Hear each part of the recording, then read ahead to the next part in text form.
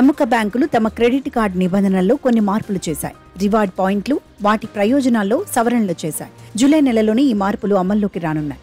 SBI, ICICI, HDFC bank, city bank ఈ జాబితాలో ఉన్నాయి. ఇంతకీ ఆ మార్పులేంటో చూసేయండి. ఎస్బీఐ క్రెడిట్ కార్డ్ రివార్డులకు సంబంధించి ఎస్బీఐ కార్డ్స్ కొన్ని మార్పులు చేసింది. ప్రభుత్వ సంబంధిత లావాదేవీలపై రివార్డ్ పాయింట్ల జారీని నిలిపివేస్తోంది. జూలై 1 నుంచి ఈ నిబంధనలు వచ్చాయి.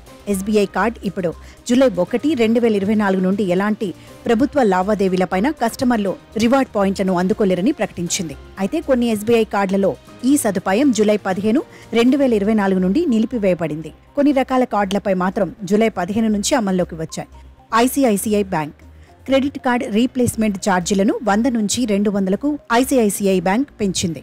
అదే సమయంలో cheque, cash pickup fee, slip request, డైల్ డ్రాఫ్ట్ లావాదేవీ ఛార్జీ, outstation cheque processing fee, duplicate statement request వంటి వాటిపై ఛార్జీలను తొలగించింది. జూలై 1 నుంచి ఈ నిబంధనలు వచ్చాయి. HDFC bank CRED, Paytm, CheQ, MobiKwik వంటి థర్డ్ పార్టీ పేమెంట్ యాప్స్ నుంచి చేసే రెంట్ పేమెంట్స్ పై ఇకపై ఛార్జీలు వసూలు చేయాలని హెచ్డిఎఫ్సి బ్యాంక్ నిర్ణయించింది. రెంట్ పేమెంట్పై 1% చొప్పున ఛార్జీ వసూలు చేయనుంది. ఆగస్టు 1 నుంచి ఈ కొత్త ఛార్జీలు అమల్లోకి రానున్నాయి.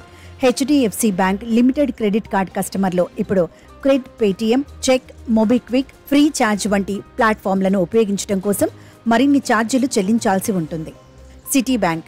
సిటీ బ్యాంక్ కార్యకలాపాలను యాక్సిస్ బ్యాంక్ కొనుగోలు చేసిన సంగతి తెలిసిందే.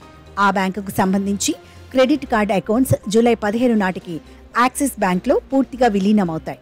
కొత్త యాక్సిస్ బ్యాంక్ కార్డుల జారీ అయ్యే వరకు సిటీ బ్రాండ్ కార్డులు పనిచేస్తాయని యాక్సిస్ బ్యాంక్ తెలిపింది. అలాగే విలీనం వరకు ఉన్న పాయింట్లు ఎప్పటికీ ఎక్స్పైర్ కావని, మైగ్రేషన్ తర్వాత మాత్రం 3 ఏళ్లకే రివార్డ్ పాయింట్లు ఎక్స్పైర్ అవుతాయని యాక్సిస్ బ్యాంక్ తెలిపింది. ఐసీఐసీఐ బ్యాంక్ కూడా క్రెడిట్ కార్డులకు సంబంధించిన కొత్త నిబంధనలను జూలై 1, 2024 నుండి అమలు చేయాలని నిర్ణయించింది. ఇప్పుడు ఐసీఐసీఐ కార్డు హోల్డర్లు కార్డ్ రీప్లేస్మెంట్ కోసం 100కి బదులుగా 200 చెల్లించాల్సి ఉంటుంది. దీంతో చెక్కు, నగదు పికప్ పై ₹100 ఛార్జీలు నిలిచిపోనున్నాయి.